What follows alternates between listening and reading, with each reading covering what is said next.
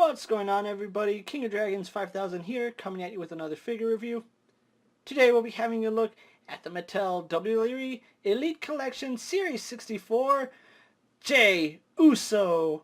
Here we do have Jey Uso in the packaging. What we're going to do now is take a little break, get him opened up, and we'll have a better look at the figure inside. So stay tuned, everyone. And so here we have Jey Uso posed and out of the packaging. Before we have a look at the figure, let's take a look at his accessories. Jey Uso here does come with quite a few accessories. For starters, he comes with 2 pairs of hands, he comes with a pair of grip hands, and then he comes with a pair of wider grip hands. Jey also does come with a pair of handcuffs. He comes with a kendo stick. He also does come with his bubble vest, which is really nice, and I love how it says down since day one-ish on the back.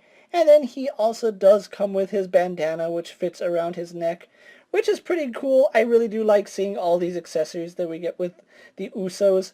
So what we're going to do now is actually take a closer look at Jey Uso.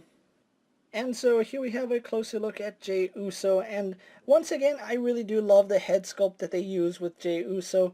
We have seen this head sculpt in the past before. If you recall my Jey Uso Elite 54 review, he actually did come with this head sculpt. Now, the only difference between this head sculpt and the other one is the hair.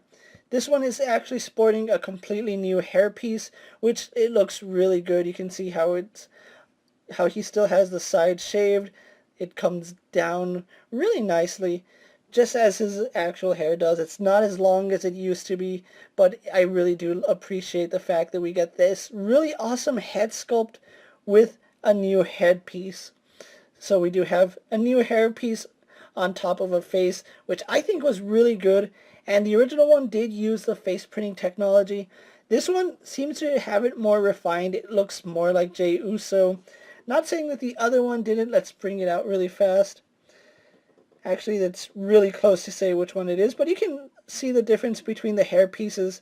This one is a little more, I don't want to say shorter, but at the same time, it's not as crazy as this one. It's not a bad thing. I really do like how this one looks. Taking a look at his torso, he does still sport his Samoan tattoo right here, as well as the tribal sleeve that you see on him right here, which goes down really nicely. I love all the detail he put into it. It's just such an intricate tattoo, and it's really astonishing how these tattoos come out. On the back, we actually do get more tattoos that weren't on his original release. But we do get newer tattoos right here on his back. Really glad that they added these new tattoos. It does add a little more to the figure. Again, more of his Samoan tribal tattoos going down. And you can even see it says Samoa right here. Just all in all, a lot of nice intricate detailing on his tattoos.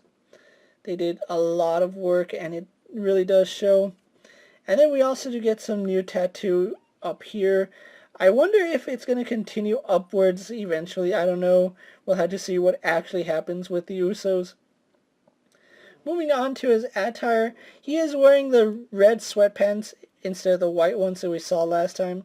You can see his boxes are peeking out through the top, and that's actually just painted on. It's not really sculpted. And then you can see, because the lower torso that they use was on the original Elite 31 Usos, it still has that insert where the towel should have gone. But really loving the red on it. It's very bright, it's vibrant. I love how it looks. Although, if I had one complaint, I would prefer having the Usos in black. I don't know what it is about them in their black sweats, but I would prefer them in their black pants rather than white or red. This is still a really nice look for them as well. And then Jey here is sporting white tennis shoes, which look really good and really nice. I do appreciate how much detail Mattel put into the Usos here. So what I'm going to do now is take a little break, get them posed to a few other figures you may have in your collection. And so here we have Jey Uso posed next to an Elite Stone Cold Steve Austin and an Elite AJ Styles. Here we have Jey Uso posed next to an Elite CM Punk and a basic action figure of The Miz. Here we have the Elite 64 Jey Uso posed next to the Elite 54 Jey Uso. And so here we have Jey Uso posed with his previous Elite release. So with the comparisons out of the way, let's actually take a look at Jey Uso's articulation. He does sport the standard Elite articulation. He does have a ball joint in the head and he can look up quite nicely. Can't really look down, we get more upward movement. He can tilt his head side to side for some attitude, as well as has rotation at the neck. Arms are on a ball joint, go out to about that far. They do a full 360. He swivels at the bicep. Single bend in the elbow, no problem there. Swivel and hinge for the wrists. He does have an ab crunch, which doesn't really go back that far. Comes forward more than it goes back, which I would prefer. Swivel at the waist. Legs do go forward to about there. Go back. Go out. Swivel at the thigh. He is double jointed at the knee. We do have rotation right here, just above the ankle. And then we also do have a hinge in the ankle, which goes back and forward quite a bit.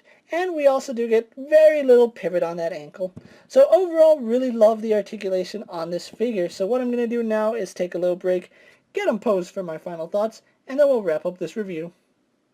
And so here we have Jey Uso posed for my final thoughts. Overall, I really do like the way this figure came out.